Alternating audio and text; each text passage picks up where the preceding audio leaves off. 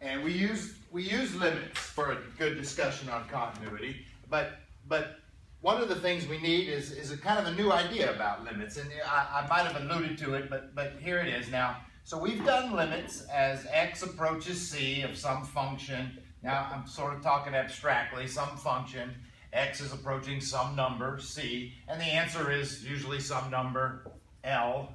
So I'm just talking abstractly here, but this has always been a two-sided limit. When we talk about this limit, we discussed how, okay, you're approaching this c, you're approaching c, for x is approaching c from both sides.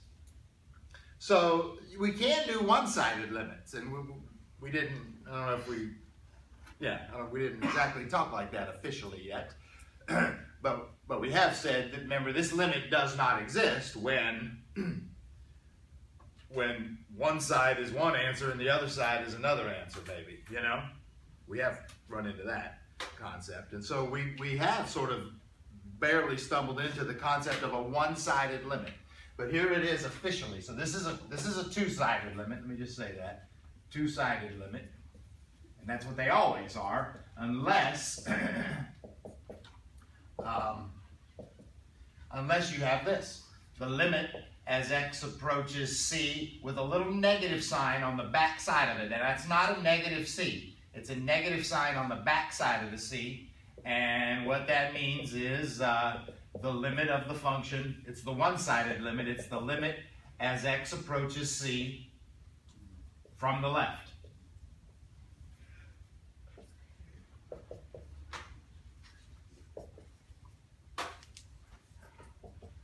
That's what it means. So I'm officially telling you what this little negative sign means. It means you're approaching c from the left. If you got a problem with your left and right, it's time to get that figured out. I've always had a problem with that myself. Hey, the other notation, the other one-sided limit is this one. The limit of f of x as x approaches c with a little positive sign on the back side of that c. Okay, that again, it's not about the c being positive or negative. It's about approaching c, the number c, from the left or from the right. So this is the limit of the function as you approach c.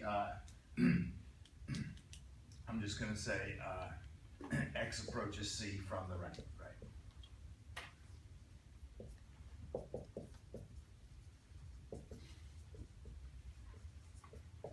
So, just to get real kind of used to that idea real quick, if I had a picture like this,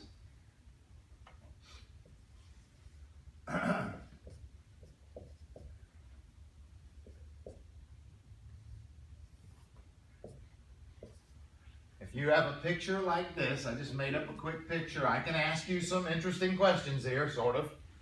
I could ask you about f of 2. That's an old school question. I could ask you a new school question. What's the limit as x approaches 2 of this function? That was last week's question. Here's today's new questions. What's the limit as x approaches 2 from the left? And what's the limit as x approaches 2 from the right? Are you guys with me? I mean, we were doing this last week, and here's today. New idea today. And it's not that big of a deal, but what's interesting is those guys have answers. But because those answers are different, what's this answer? Does not exist is technically what we say about limits. We don't use it when a limit does not exist. We use the phrase "does not exist." I try to avoid the word "undefined." When a function value doesn't exist, we call it undefined. That's where I save those words for those specific moments. But anyway, let's start here. What's f of 2? No. F of 2. 5. F of 2. 5. Right. When x is 2, where's the y value? 5. Thank you. It's colored in up there. It's 5. You probably thought that was just a stray dot, but no, it's a 5. Right. When x is 2, the y value is 5. Shh, hey. What about this? The limit as x approaches 2. I mean, does not exist. Right, well, in a way, now hold on, and you guys are good. I mean, and we practiced this last week, but because they don't match up, because it looks sort of like there's two answers, you know the answer is does not exist. Let me just say the official another way to say that though, now that we have this notation, is maybe before we do him, we should investigate these. So let's just talk about these. The limit as x approaches 2 from the left. Let me get this right now. From the left. As you approach 2 from the left, what y value do you approach? 4. It looks like 4. I know you don't get there, but you approach 4. So from the left, this does have an answer. These one-sided limits tend to have answers a lot of times. What about as you approach 2 from the right? As you approach 2 from the right, as x approaches 2 from the right, the limit is the y value that you approach. Even though you don't get there, even though it's circled in, with a limit you don't have to get there, the y value you approach is 1. So this limit from the left and the limit from the right have answers. But because those are different answers, I can quickly refer to this dude and say, does not exist, like y'all said a few minutes ago.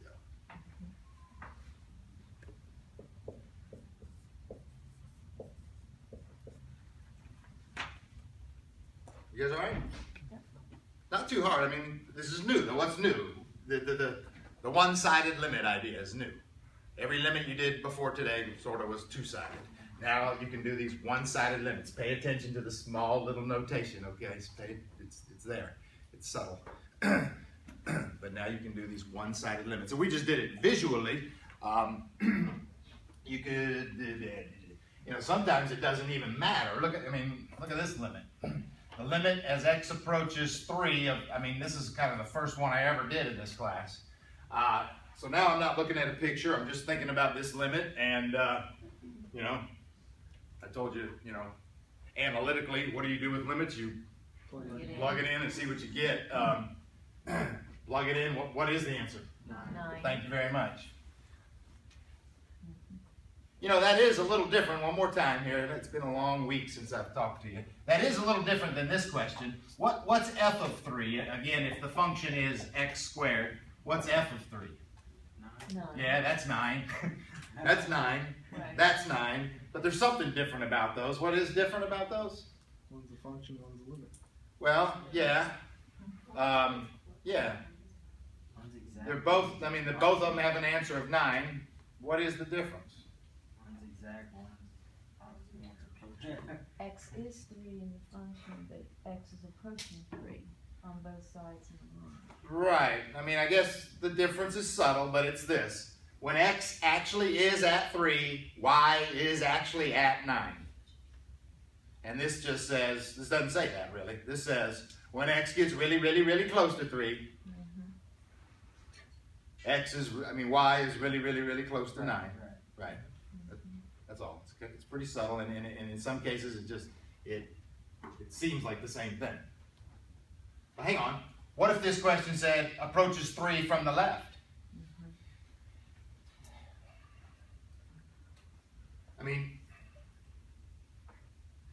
You're at 2.9. No, you're not. You're at 2.9999999. Oh, no, you're not. You're at 2.9999999. Anyway, what's the answer? You want to say 8.99999999999? That's 9. It's 9. There's nothing. See, sometimes it's confusing because it's so damn easy, I guess.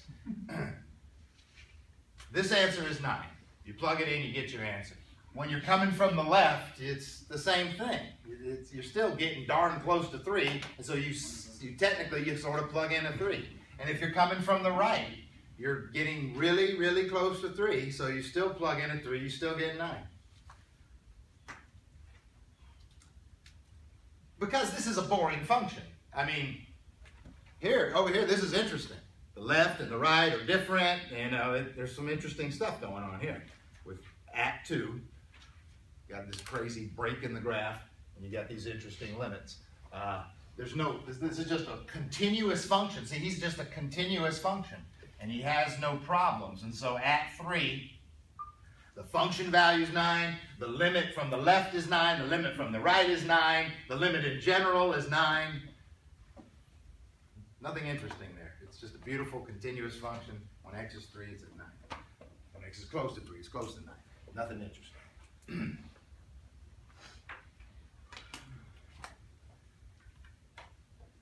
So so it gets interesting and worth investigating, and all this stuff has a lot more meaning when it's not so nice, okay? When they're not continuous.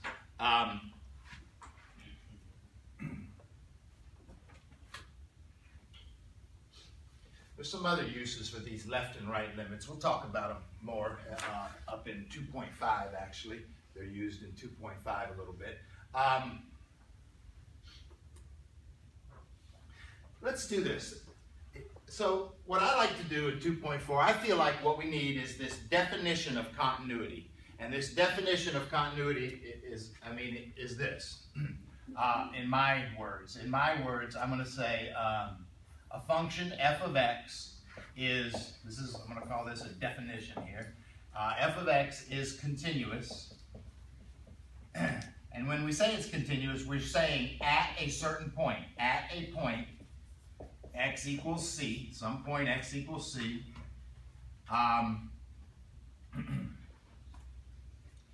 if, and then we have to meet these 3 requirements. For it to be continuous at the point x equals c, we got to meet these 3 requirements. Here they are. F of c has to be defined. The limit as x approaches c has to exist. Has to have an answer. So the function value has to have an answer, and the limit as x approaches that number has to have an answer. And then not only that, one more thing, is that those 2 answers got to equal each other. They got to be the same answer. Number 1's answer and number 2's answer have to be the same. So I'm going to say that by saying this. F of c from number 1 above has to equal this number 2 here, this limit as x approaches c. I got a little sloppy here. Hang on. When you write a limit, there's supposed to be a function here. Sorry about that. The limit of the function as x approaches c has to exist, is what I'm saying. Has to have an answer. And that limit of that function as x approaches c has to equal that function value at c. I mean, this is a little technical. This is kind of the way math is sometimes. But I'd like you to kind of memorize and understand and know how to use and work with this little 3-step definition of what makes a function continuous. So that's what you need right there, those 3 little steps, and kind of memorize them and work with them. I'll do some problems with you now. Do you want to say something? Yeah, I was just going to ask, doesn't 3 kind of negate 1 and 2? Let's look at a bunch of examples. Yeah. Let's look at some pictures. Check this out. So watch this. I'm going to do this visually here for a second. So here's a picture of a function, and this is a point C. We're going to call this 2. All right, we're going to work on, I guess my C is going to be 2. Remember, when we discuss continuity, it's at a point. We're discussing continuity at a particular point. That's what the definition is about investigating a particular point. You're really not looking at the whole function and wondering where it's you're investigating a certain point. And if it passes the test, you say it's continuous at that point. If it fails this test somewhere, it would be discontinuous at that point. Okay, there's one picture. Here's another picture.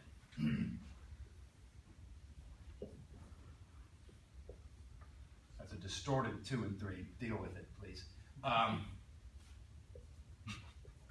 There's another picture. Here's another picture.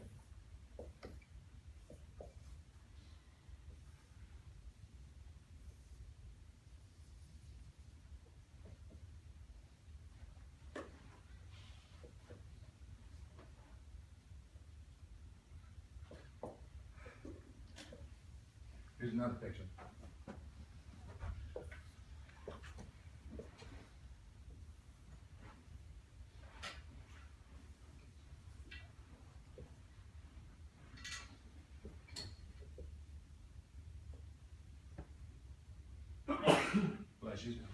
Actually, I'm coloring that in. I'm coloring that one in there. Here's another picture.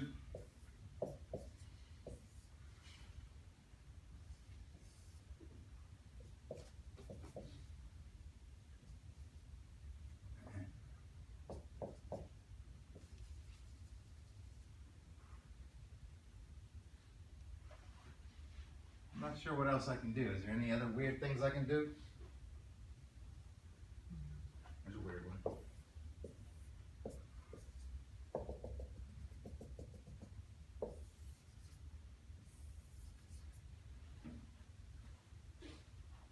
All right, these are all functions, and I would like to discuss their continuity at 2. Now, I gave you this big, bold definition, this big, important definition. The truth is, forget it for just a second. Just look at the damn pictures and tell me which one's continuous, please. So, at 2, there's only one guy who's continuous, right? This one? All the other ones are discontinuous at 2. They're kind of discontinuous for different reasons, maybe, but they're all he's got a hole in him. He's discontinuous at 2. He's got a break. I kind of call that a break. It's discontinuous at 2. This one's got a hole in it. It's discontinuous at 2. This one's got a big break. It's discontinuous at 2.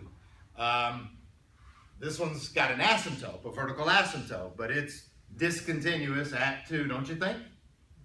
I mean, it's real obvious, right? With these pictures. They're all discontinuity.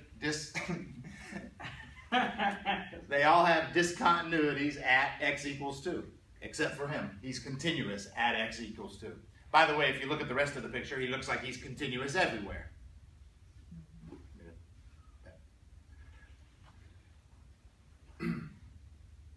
But let's talk about our definition for just a second. So this guy, apparently he's the only one that's continuous. So he should pass the definition, right? So let's try the definition.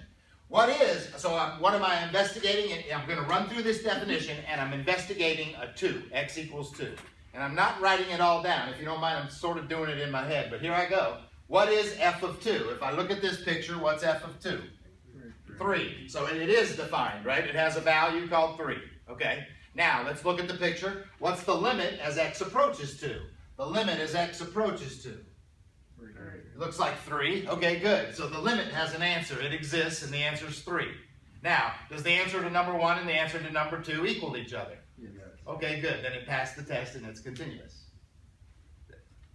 And all the other ones that I guess up here fail the test. Somehow, they fail this somehow. And what I've tried to do for you with these different pictures is I think I've got it failing for different reasons. Maybe some of these fail number 1, fail number 2, or fail number 3. Let's talk about it. Let's do it. Like, what about this guy right here? He is discontinuous at 2, but my question is it's obvious from the picture that he's discontinuous, but if you go through the definition, what in the definition proves to you that he's discontinuous? Where do you fail? Number 1. You fail number 1. Good job. Because at 2, what's the function value? There isn't one. It's undefined. Thank you. There is no function value at 2. So step number 1 just failed. We can investigate step number 2 if you wanted. What is the limit as x approaches 2? 3. Oh, the limit does exist. It is 3. The limit exists, but there is no function value there. It's a hole. So this guy fails number 1. I'm going to write that up here. This fails part 1 of the definition of continuity. He fails, I'm going to call that failing number 1, if that's okay. What about this one up here? Can you tell what he fails? Second one. No, the third one. He fails something. The third one. The third one. The third I one. don't know. Yeah, the third one. The third one. All right, you guys are good. Now hold on. Let me see if you're right. Let's work on them. I'm working on the definition. What I want is f of 2. Remember, I'm investing x equals 2 in all these problems here. So f of 2? 1. Oh, so it does exist. So the function has a defined value and it's 1. So it's a 1. What about the limit as x approaches 2? 3. 3. It's 3. So far it passed that test, it passed that test, but now those two are supposed to be equal. And they're not. 1 does not equal 3. So you're right. We just failed step 3. Thank you.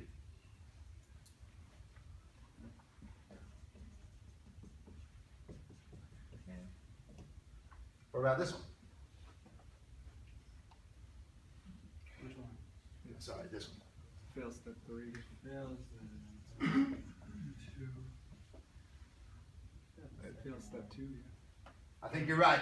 Good job. I think it fails step 2. Sometimes they might fail more than one step, but you're right. If I started with step 1, what is f of 2? Is there a function value defined? 3. There it is. So there is. It passes step 1. But now step 2 is what's the limit as x approaches c, and you know that the limit from the left and the limit from the right don't match up, and you know that means the limit does not exist. So we just failed step 2. I don't even have to go to step 3, right? You're right. So what about, well, step 2? You fail step 3 as well? Well, it failed step 2.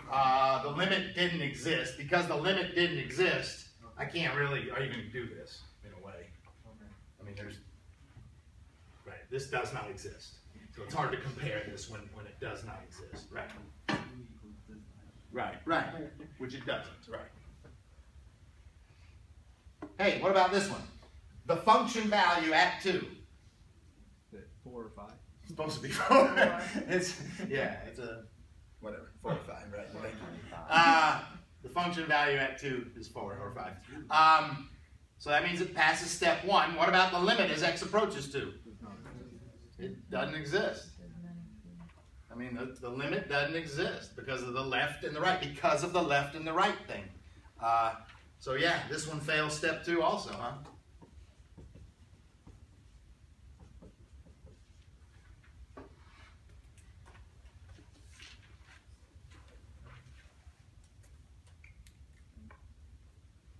What about this one? Fail step 1. It fails step 1. If it's an asymptote, it's undefined in the original function. If the step 1 is please find the function value at 2. That's what step 1 is. Then guess what? At 2, there is no function value. Right. It fails step 1. Right.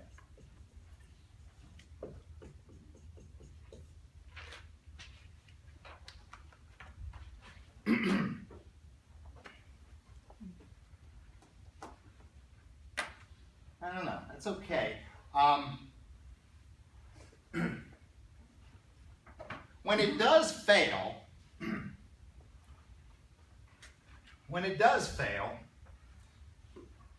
then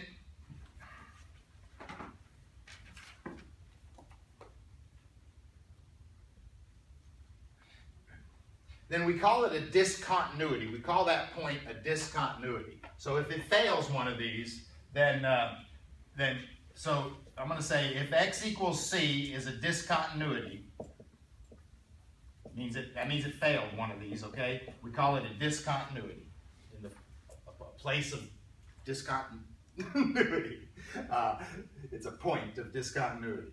Then there's 2 types.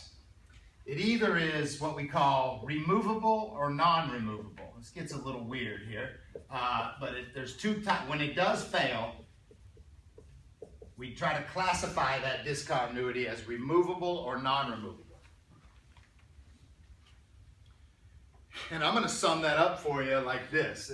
The words are kind of weird. It's hard to make sense out of the words, but I'm going to sum it up for you like this. If it's a removable discontinuity, that means that limit as x approaches c somehow did exist.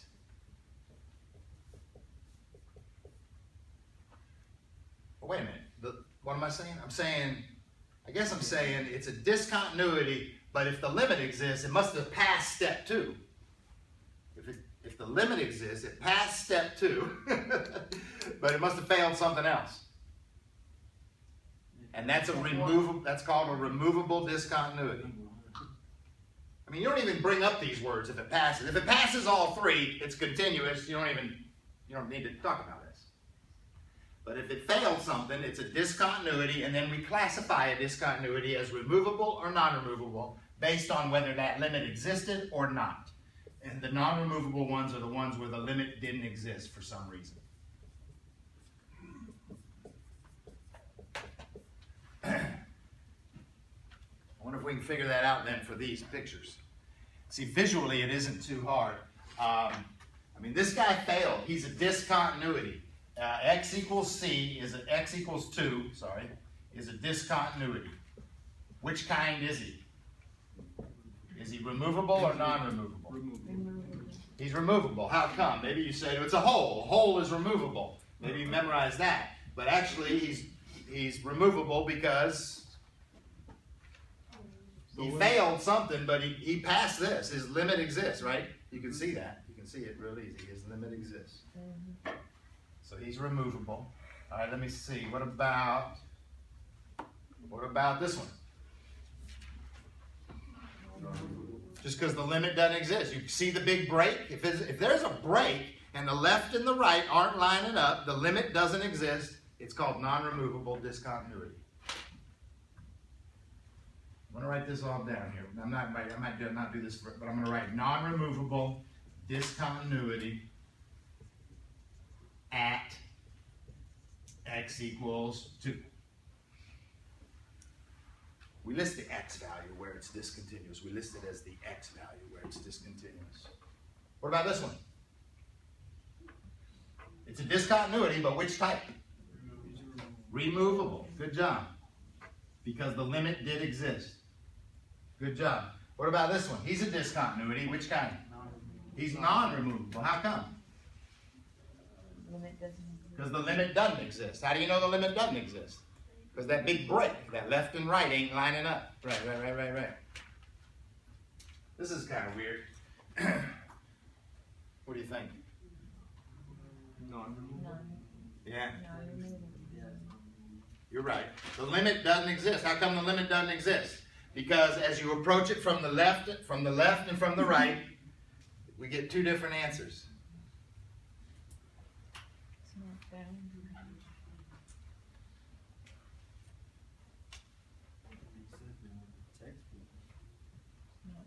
Why would it matter if it's removable? You know, this topic is, we're delving in, we're studying the topic of discontinuities or continuity and therefore discontinuities, and we classify these as removable or non-removable. And she asked me, why does it matter? I'm stalling, as you can tell. I don't know. I'm not sure if I got a good answer for that. But we're doing it anyway. Look, let's look at this guy. So now I'm not going to give you a picture. I'm starting with a new problem here. And you might have done this in some pre-calculus a little bit here. Look at this.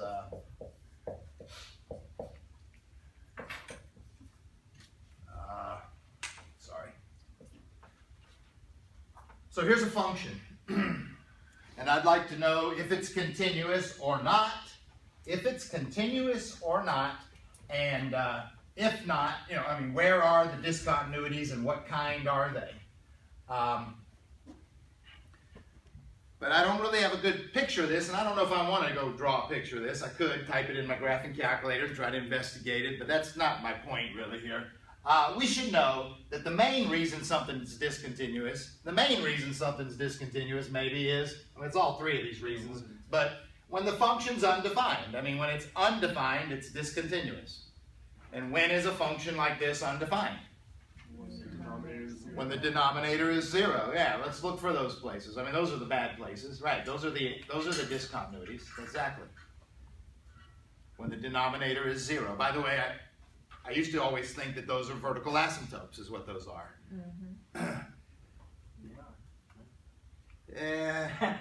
Yes, they're non. Watch. Let's check it out. So I'm going to factor. The numerator factors into x plus 1 and x minus 1. The denominator factors into x minus 3 And plus 1. and x plus 1. X minus 3 and x plus 1. Just factoring.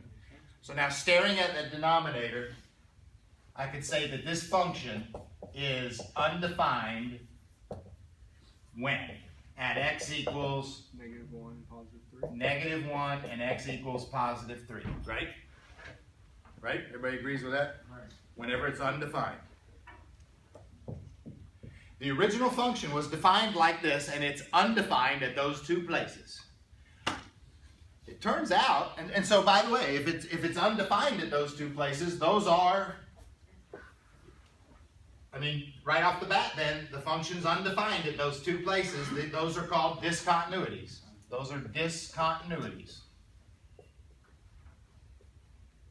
And we failed number 1.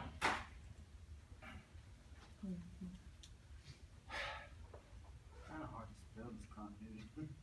It is. Try saying it like all day like I'm doing. Discontinuity, discontinuity, right. So those are both discontinuities. You guys okay with that? Right, where the function's undefined, you're failing step 1, you're a discontinuity. And now, to investigate whether they're removable or not, that means I gotta go investigate these limits. Damn it, I'd rather not. Can I just tell you this? I'm just gonna tell you this. That the one who cancels out, if he cancels out, he's a whole. I mean, when he cancels out, it doesn't really fix the function. It doesn't make it not a discontinuity. Right. There's in the original function, it was still defined like this, and it was undefined. And but because you could cancel it out on the graph, it turns out that he's a whole. On the one that doesn't cancel out, that's a good old vertical asymptote. Have you ever heard that before? It could be new to you. Maybe you heard this about holes and asymptotes. I mean, back when I studied algebra or pre-calculus, it seemed like when it was undefined, it was an asymptote. I don't know. Nobody told us about holes. Seemed like. So anyway, so when it's undefined, it might be a hole or an asymptote. And if it's a hole, they're both discontinuities, but because this one's a hole, we're calling him removable. It's removable. I kind of erased my cool pictures, but those holes were removable, and the asymptotes are non-removable.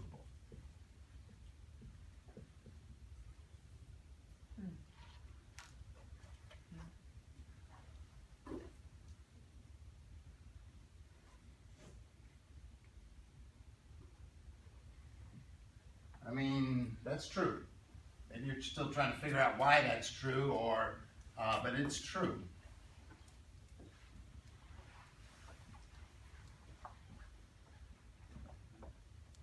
Let me get to a better problem. When we discuss continuity, we often take a leap into these piecewise functions. Piecewise functions.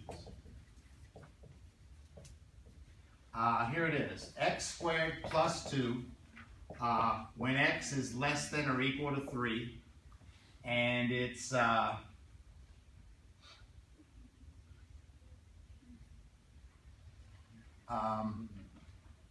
5x minus 4 when x is greater than 3. Check this out, you guys. This is a function. It's called a piecewise function. I haven't messed with this too much this semester yet, but we hit them here in 2.4. They pop up, a bunch of piecewise functions. It's defined in 2 pieces, as you can sort of tell.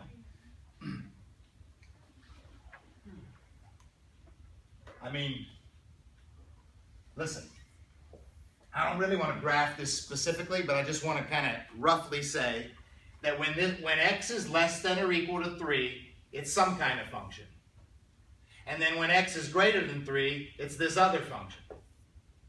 Can I just roughly say that? I know I didn't graph them exactly, but that's the deal. When it's less than 3, it's something, and when it's greater than 3, it's something different.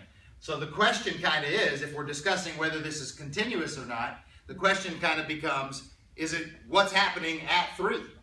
At 3, is it lining up? If it lines up, it'll be continuous. If it doesn't line up, there might be a break, and it's discontinuous. I need to investigate what the hell is happening at 3.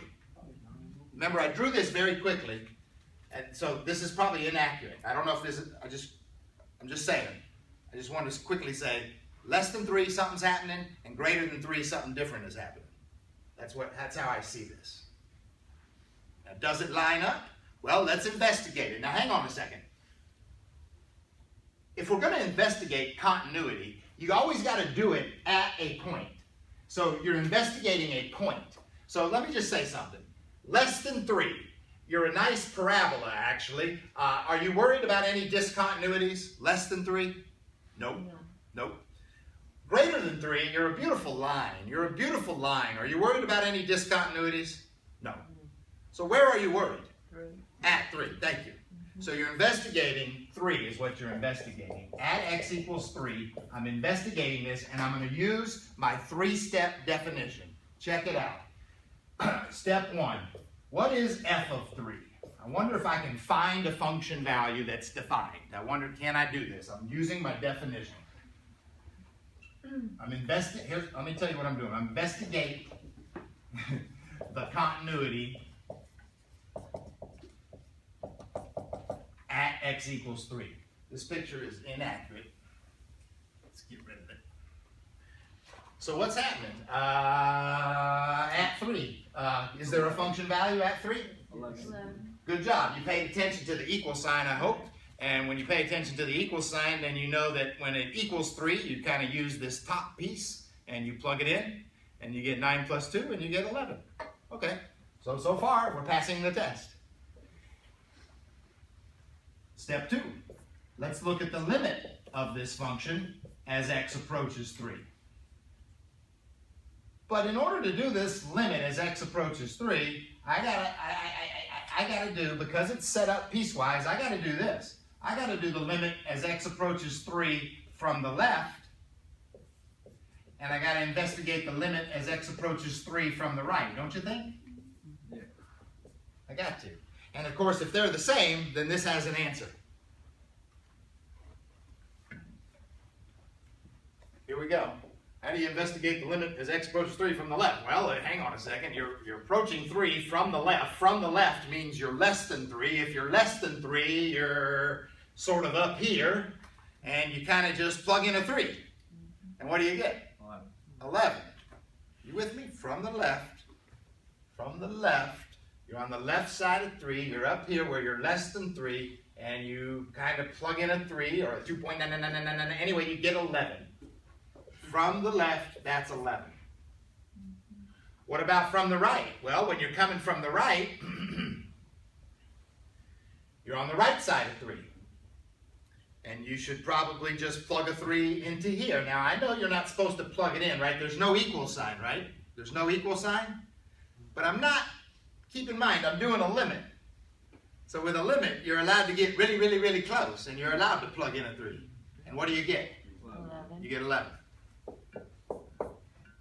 Dude, if the left is 11 and the right is 11, what's this answer?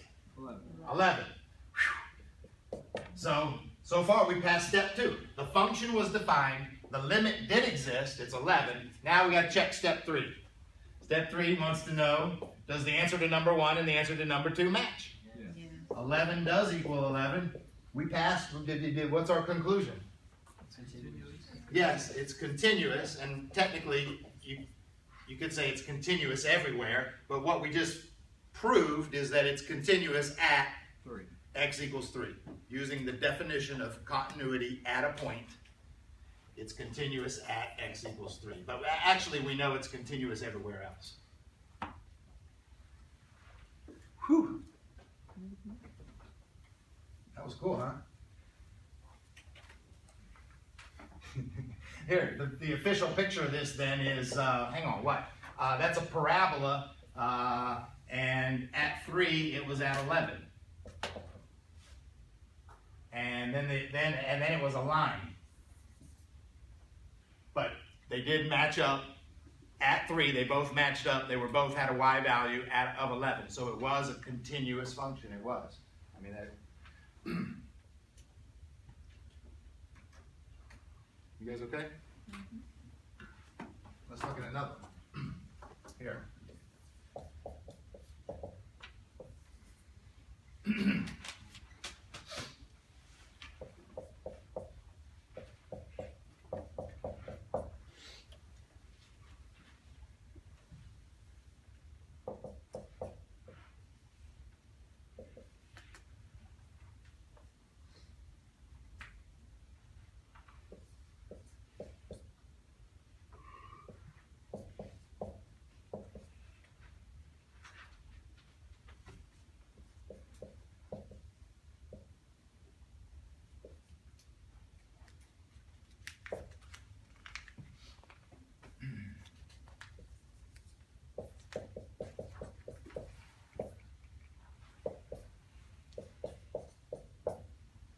All right, good luck.